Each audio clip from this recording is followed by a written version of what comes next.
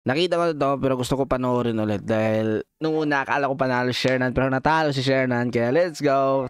Gusto ko 'to ulitin dahil man, isa din 'to sa the best na battle this year. Hindi ko malaman at di ko mawari. Ba't may kaganapan at dito si Ari? Sinong kalaban? Teka lang pare. Sharon pangalan? Di na bali.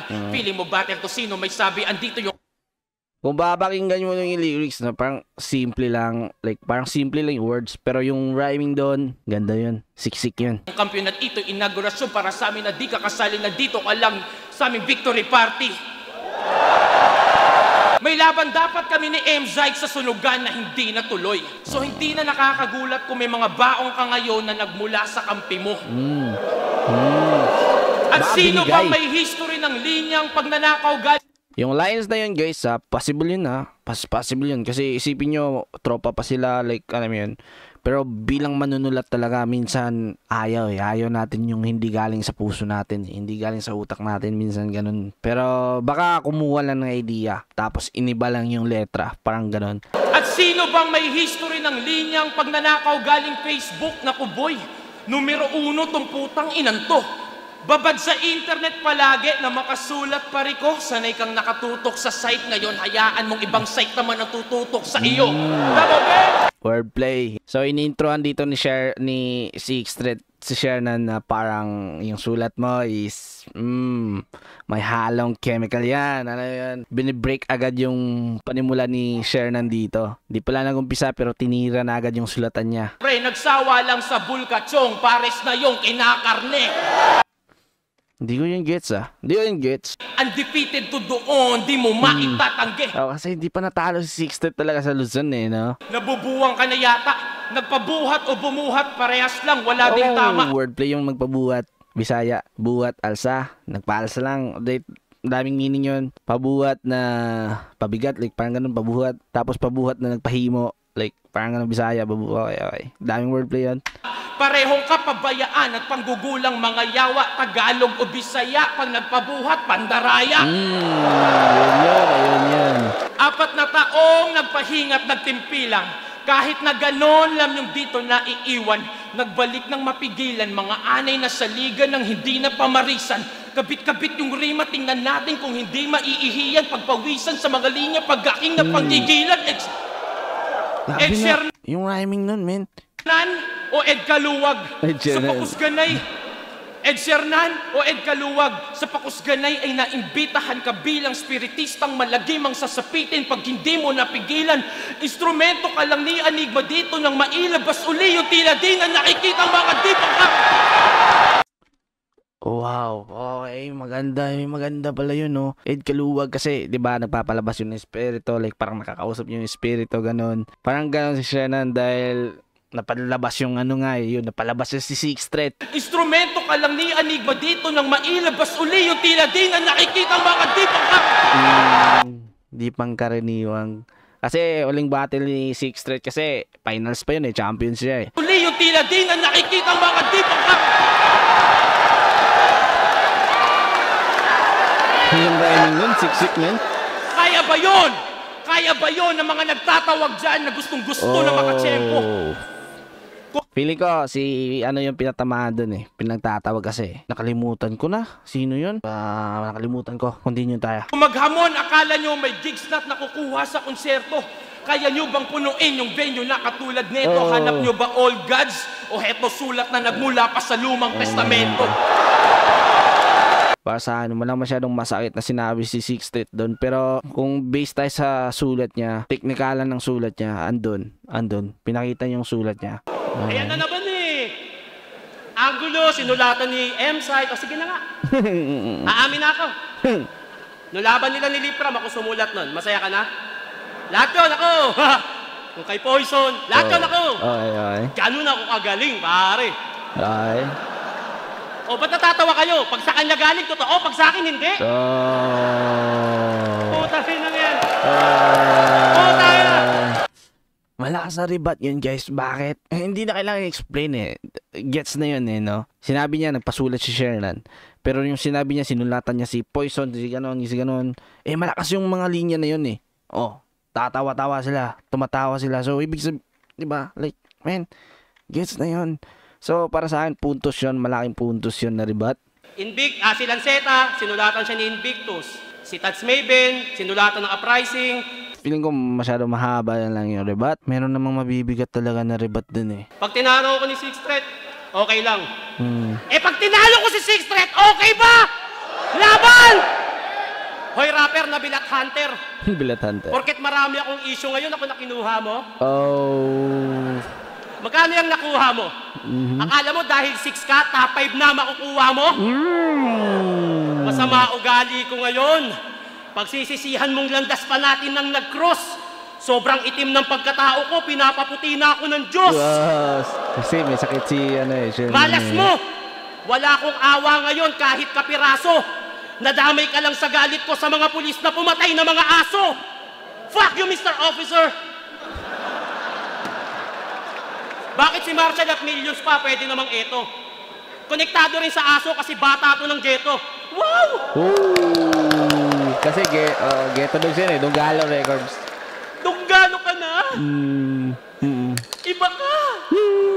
Congrats, sumali ka sa grupong hindi mo kilala. Di ba idol mo si Mike Cosa? Sa rap industry siya ang nagmulat sa'yo. Dito guys, sobrang malaking sa akin na masakit to. Nagre-red na. Feeling ko overtime na ata. 2 minutes na ata yung dito. Kasi itong linya na to dito na part, tumatak talaga to eh. Isa to sa mabigat na linya ni Shernan eh. Inaano talaga yung pagkatao ni Sixth Threat eh. Ba idol mo si Mike Cosa? Sa rap industry siya ang nagmulat sa'yo. Pinupush ka pa nga, di ba? Tapos nagdunggalo ka. Sinong nagtulak sa'yo? Nung in-interview ka, ang sabi mo, elementary pa lang ako, pinapainggan ko na si Mike Cosa. 187, yung Dunggalo, di ko na naabutan yan, di ko nga sila kilala. Kung tinood man. Squatting ang... Kung totoo yan, guys, kung totoo yun, grabe, masakit yun para ka Sixth Threat, man. Yung Dunggalo, di ko na naabutan yan, di ko nga sila kilala. Kasi balimbing parang gano'n. Squatting ang puta. Si Mike Cosa ang dahilan kung bakit nagrarap ka.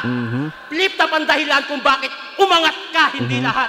Pero may ilan sa grupo mo na tinitira si Mike Cosa at flip top. Alam mo yan, pero wala kang ginagawa. Napakagago mo.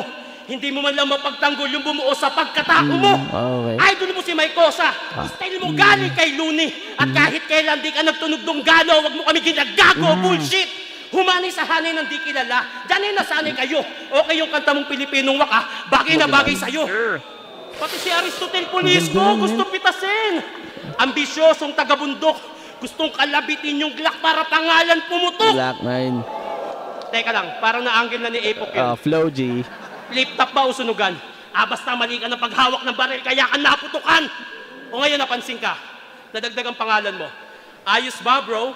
Hindi naman uusad yung karir mo kung di ka nadala ng flow, G! G! Like, man, break down yung pagkatao dito ni Sixth Threat. Yung pagka-rapper niya, hindi yung personal niya na buhay, yung pagka-rapper niya, breakdown. Paano siya napunta dito sa top? Nilabas. Kumbaga nilabas ang bao dito ni Sixth Threat. Parang gano'n, like, G! G! Ano ba problema mo sa XB? Lagi mo pinaparinggan si Skastakli. Ganyan ba talaga pag desperadong probinsyano ang tingin sa taga Maynila opportunity? Lagi mo tinitira yung XB. Pero dito na part, may magandang ribat si Sixth Threat dito eh. Yun nga, basta sa round 3, may magandang nasabi si Sixth Threat doon. Sobrang lakas nun. And it's 7, uprising, para magmukha kang magaling. Ano ba pinagmamalaki mo? 3 digits? Alin yung grupo mong walang narating? O baka sabihin mo nakapag-show ka na sa ibang bansa? Ulul! Front ka lang, in short, sabit. Kaya ka lang kinuha ni Kuya Andrew kasi humahanap siya ng pangit. Like, man. Wala kang panama kung usapang diskarte at pagmamahal. Ultimo grupo mo, hindi mo kayang dalhin. Pagtapos nito, uuwi ako may 6 digits, ikaw nasa 3 digits pa rin. Okay. Pero, ayun guys, yung mga linya na masakit ka Shernan, pero pang teknikalan na sulat, Sixth Threat ako. Tapos mahaba yung round ni Shernan dito. Tignan ko yung judges mamaya kasi hindi ko pa natignan yung judges dito. Kasi sabi ko, reakan ko to bago ko titignan yung judges. So, let's go. Round 1 para sa akin, Shernan. Pero ito guys mas idol ko si Sixth Threat. Like, legit yun. kahit tignan nyo pa yung mga recent reaction video ko. Idol ko Six Threat. Shernan, hindi ko yan idol Shernan, okay? Pero napanood ko Shernan, nakakatawa ganoon. Pero hindi ko siya idol na tulad ni Six Threat. Like, parang ganoon. Dito sa laban na to, mas labangan ko si Six Threat. Tumakbo to ng counselor. Pinagtatawa na agad eh. Okay lang. Mukha namang walang gagawing hindi masama. Sa bagay, kaibigan nga, tinakbuhan mo eh. Eleksyon pa kaya? Nakita ko yung mga litrato ng kampanya. Mukha kang engot dun, sir. Taglay ng buhok mo yung mahiwagang hairworks na gel. Hi, sis Jesus. Ano yun, sir? Circus? Tatakbo kang counselor niya imong gel tag 3 pesos?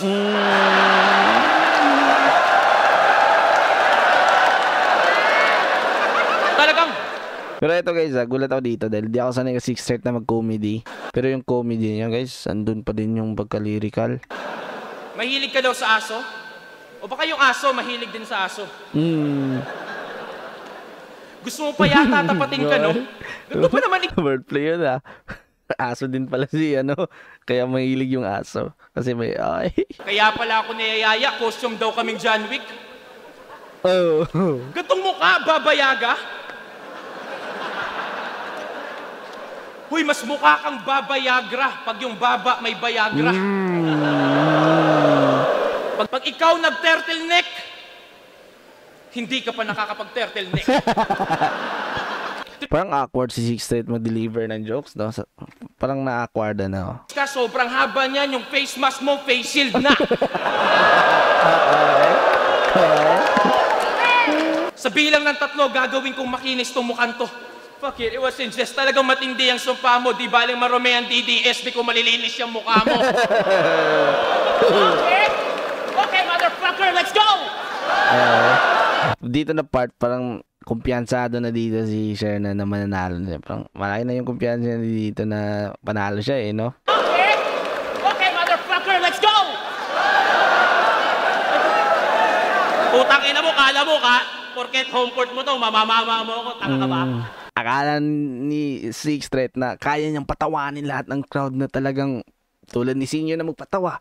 Like ganon, yung tipong sabay sigaw talaga. Pero sa comedy part ni Six Threat is, sa tingin ko hindi gaano ka-effective. Ginamitan ko daw niyang gel na tetres. Sabi niya sa akin, gago, sa Maynila, kupal mga tao, 7 yun sa amin. May mga ibang rebat din dito no na parang pwede lang hindi sabi, pwede lang hindi yun eh. Para alam niyo hindi aabal yung oras. 6 ka ng 6, bakit kakantot ka ba?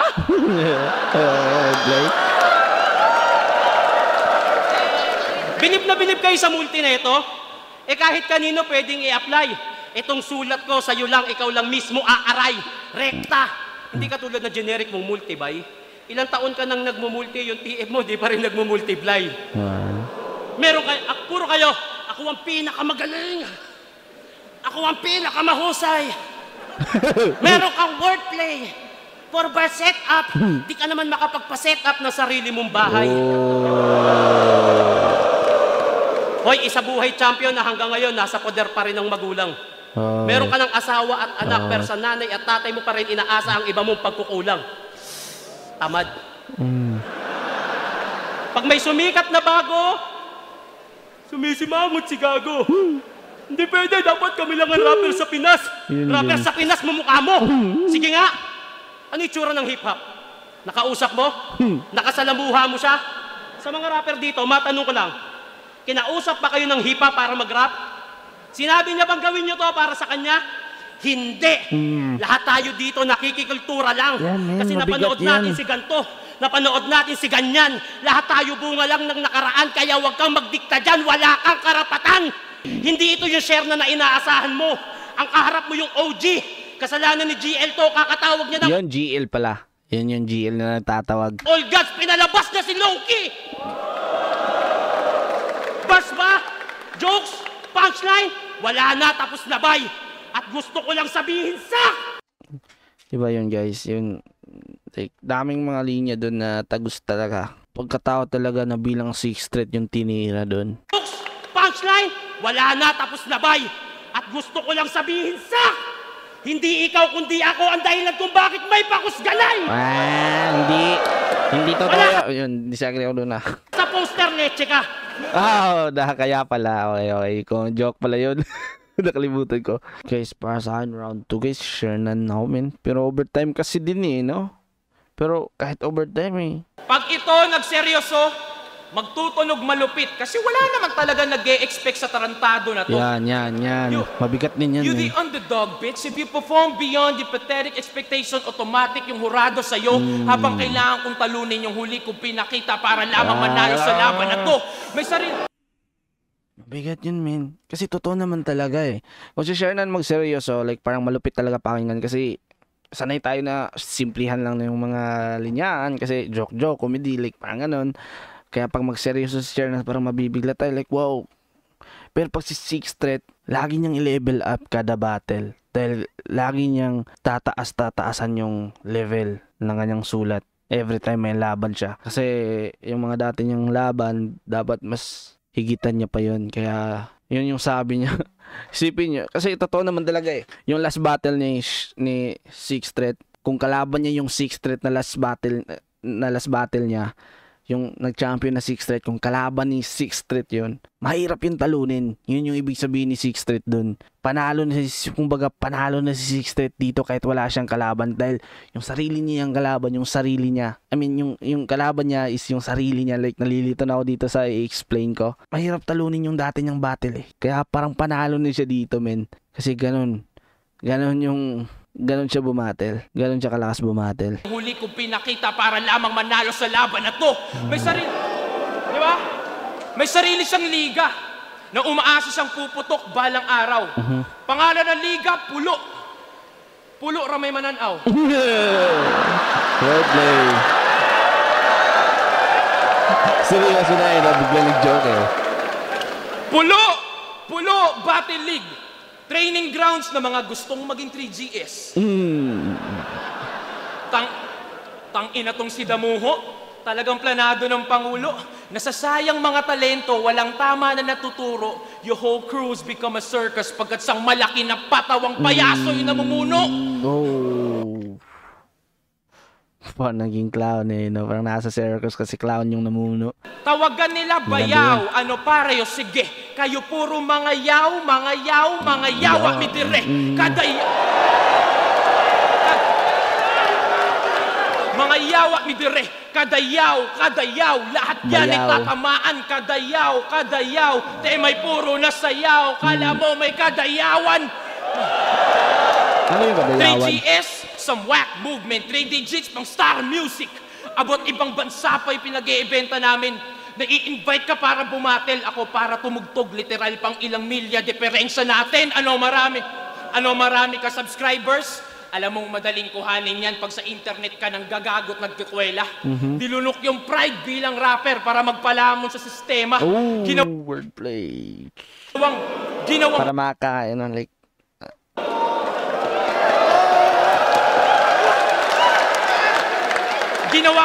Ginawang katawa-tawa yung sarili para sa salapi punyeta. Tandaan mong sa panahon ngayon, pag mas tanga, mas madaling bumenta. Luma ng rapper na naging puta na vlogger. Nawala yung angas at lupit. Kaso mas litaw pa rin yung pangalan ko saan man dumako na event. Gumagawa ka ng content, ginagawa akong content. Mabigat yun. Minsan na ako... Kasi guys, pag tayo ang gagawa ng content, ibig sabihin na mabigat tayo guys. Kasi, alam mo yun, ginamit tayo pagkapiraan. Nakipagbanggaan sa mga rapper para tong kultura natin makaraos. Ako sumalo ng bala, magpasalamat ka pa nga, boss. Tinira yung labis na autotune, mumble rap, nabawasan na nga halos, nakakatawang Bisaya pa yung nagsasabi na magtagalog kayo ng maayos. Reaction. Grabe yung reaction ni Seth Grabe yan Ano? Sasabihin nyo, Bisaya, matigas accent? Nakakahiya naman sa burger nyong burger? Well, shit. Yung knowledge nyo, slang yung tawag nila sa accent, yung challenge nyo, challenge. Ano, sasabihin mo, may dugo kang Bisaya kasi magulang mo galing ka Bisayaan. Ulul, nanalo lang si Digong at nakita mo yung simpatsa na pwede mong pakinabangan.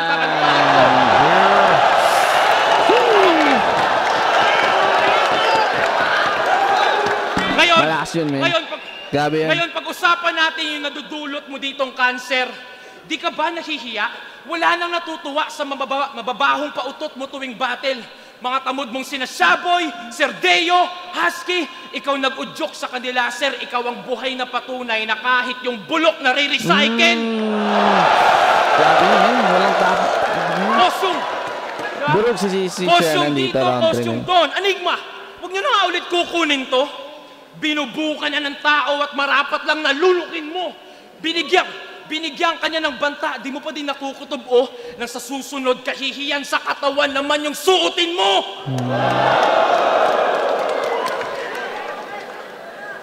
Sana dahil doon umayos ka, pati yung iyong asta, handog mo, komedyante, dala mo, maging san ka, handog ko, malaplorante, kalidad na battle at awitin, iiwanan sa inyo kapag ako'y lumipas na. Tatanda at lilipas rin ako. Isa sa pakawala ni Poots sa parte ng pagiging dunggalo. Pagbabalik ng tirador tulad ng ipinangako, Sir, ng execution at maiging ginawa ko, maling marume ang DDS, ikay malinis na ba?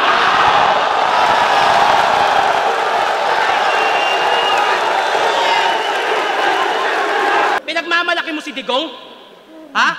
Ang tanong, pinagmamalaki ka ba? Anong pakiramdam? Nakalugar mo siya pero sa akin siya nagpagawa ng kanta. Nangihinayang ka sa cellphone? Ha? Huwag kang makulit. Marami akong pera, kaya kong bumili ulit. Hanggang bars ka lang.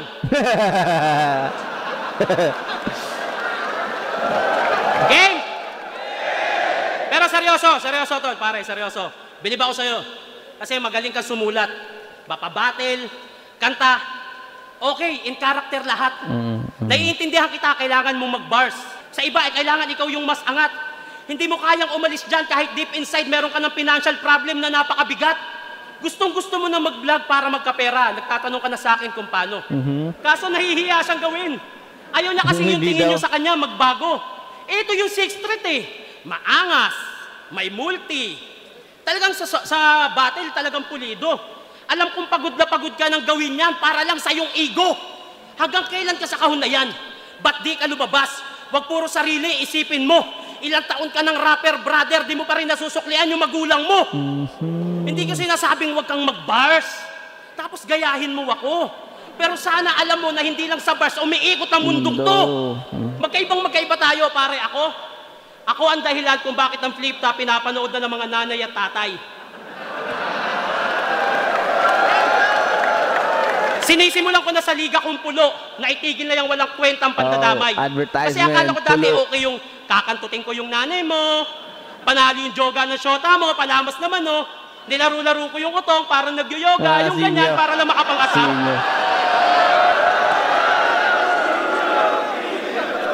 Yung mga ganyan para lang makapang-asar. Yan ang dahilan kung bakit ang tingin sa flip-top, puro lang kabastusan. Nag-costume ako ng tite para ipakita na hindi lahat ng tite masama.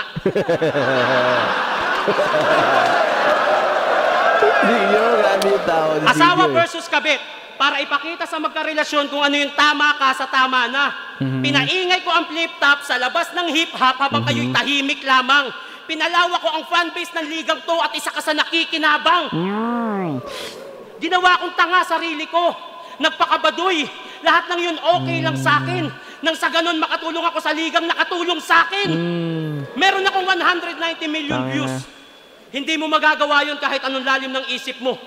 Malaki ang napasok kong tingnan guys, like, hindi na kailangan ipaliwanag pa. Pera sa flip-top at isa yun sa dahilan kung bakit tumaas ang TF nyo. Like, pinalita sa CNN. Pinag-usapan sa buong mundo. Ito yung mga bagay na hindi magagawa ng pagiging champion mo. Champion ka, solo lang, ulul, huwag ka magbida. 2x2 champion tong kaharap mo at nagawa ko yun mag-isa.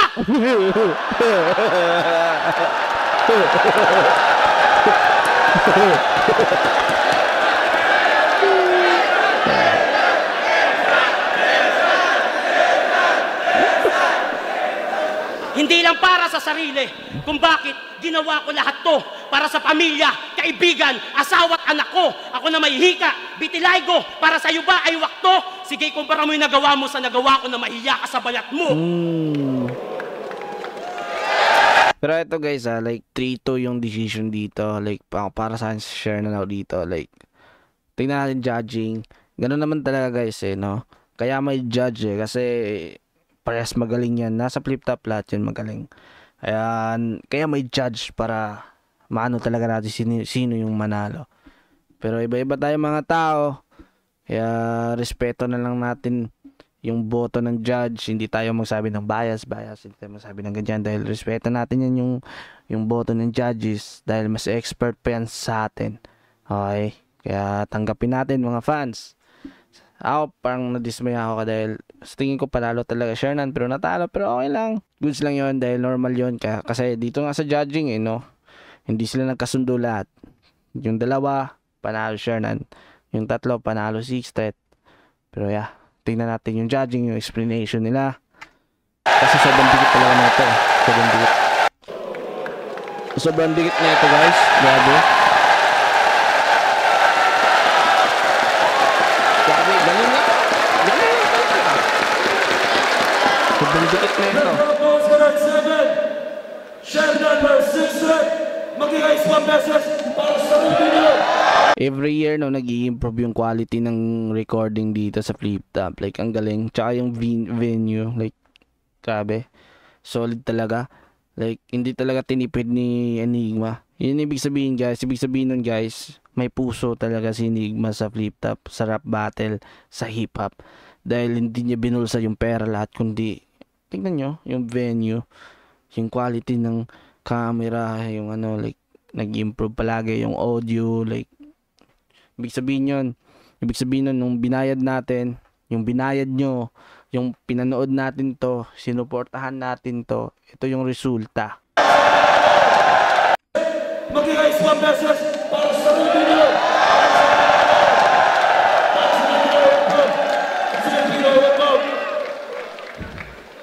Ito yung mga matalapin ko, panalo naman tayo lahat, diba? Pero tingnan natin yung time, like daming siguro overtime ata nakatalo kay Shernan. Pwede matalo Shernan sa overtime. Panalo kayo lahat, pero ang boto ng Urado 5-0 magigay para kay 6-3. Grabe, 9-1 na si 6-3 ha? Low stakes Shernan.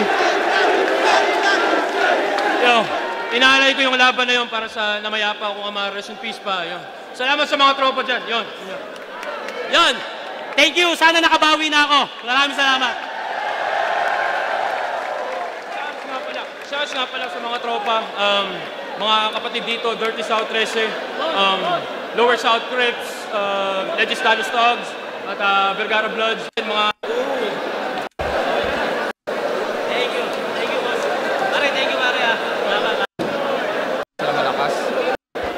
Ganun ko 6 threat, round 1 at 3. Parehas sila malakas. Parehas napakita ng A-game si Shernan. Shernan round 2 binigay ko, pero round 1 at 3, 6 threat. Binoto ko 6 threat. Ang hirap i-judge kasi ang lakas ni Shernan, ang lakas ni 6 threat. Pero round 1 binigay ko kay 6 threat kasi nagustuhan ko yung flow pati yung rhyming. Round 2 binigay ko yung rhyming talaga sa round 1 ni 6 threat kay Shernan. Round 3 binigay ko kay 6 threat. 1 at 3, 6 threat. Grabe, sobrang respeto sa dalawa na yun, lalong-lalo na kay Kuya Shernan. Talagang hindi natin may tatanggi yung sinabi niya sa round 3, yung iambag niya, na contribute niya sa Flip Top, na naka-apekto rin sa lahat ng mga MC na kagaya namin. Kaya saludo pa rin kay Kuya Shernan. Pero isa ako sa mga bumoto kay 6 threat. Round 1 binigay ko kay 6 threat, yung round 2 binigay ko kay Shernan, tapos yung round 3 talaga yung medyo no? Hindi talaga forte ni 6 threat yung comedy.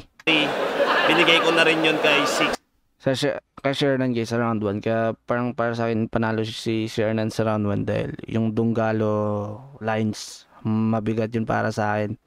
threat. Dun sa round 1 pa lang kasi kaya binoto ko si 6 threat doon dahil yung sa rap skills at tsaka yung flow G yun. Yung precise ng mga pagtutugma, pati wordplay, mas lumamang si 6 threat para sa akin doon. Sa round 2 naman, sinabayan ni Sixth Threat yung kulit ni Shernan. Siyempre, forte yun ni Shernan, kaya talagang lalamang si Shernan doon. Pero sa round 3, grabe yung ginawa talaga ni Sixth Threat. Kaya, Sixth Threat ang Grabe yung binoto. round 3 guys. Grabe yung round 3. Yo, Fruz, isa ako sa bumoto kay Shernan kasi para sa akin, round 1 nakuha ni Shernan. Pareha kami dito ni Snoop Dogg, hindi pala ni Fruz. Round 3 lang, bibigay ko lang yung round 3 ko kay Sixth Threat. Pero para sa akin talaga Shernan 1-2. Paras kami dito ng judging ni Fruz. Isa ako sa bumoto kay Shernan. Yung round 1 binigay ko kay Shernan, pati yung round 2. Yung 3 kay Sixth Threat ko binigay. Nung round 1 ni Sixth Threat, medyo nakulangan ako. Medyo nakulang nga no? Para sa akin kulang. Bakit guys? Kasi konti lang yung mga angle doon. Kasi yung angle na is tungkol sa MZ ng sulat. Iba yung sumulat, pabigat, tapos ano pa yun, galing sa Facebook, like, ganun. Tapos, yun. Marami akong Tapos narinig na mas magandang linya kay Shernan at tingin ko mas marami siyang nasabing lines din doon. Mas marami nasabi si Sir Nando. Effective yung comedy na ginamit ni Sixth Threat. Ang problema, medyo kumbaga nangalay lang ako sa part na sa yung mukha na reference. Kaya tapos binigay ko yung second round ulit kay Shernan naman kasi ganun pa din, mas marami pa rin ako narinig na mas malakas na linya sa kanya. Yung round 3, medyo tayo nga yun pero tingin ko yun yung pinakamalakas talaga na round ni Sixth Threat. Kumbaga nangyari sa kanya palakas sana yung round niya. Pero ayun, binigay ko yung boto kay Shernan round 1 and round 2. Ayun yun guys. Maganda sana kung nag-judge yun si nandun si, maganda na yun, still a judge, 5, tas 8 judges. Maganda, or 7. 7D8, 7 pala, para walang tie. 7 judges, like, nandun si Blackid Apok, like, ganun. Or nandun si Looney, like, parang ganun. Pero, yeah, panalo na si Sixth Threat, wala nang pag-aawayan pa. Pero, para sa akin, panalo siya nan. GG well play, paras magaling.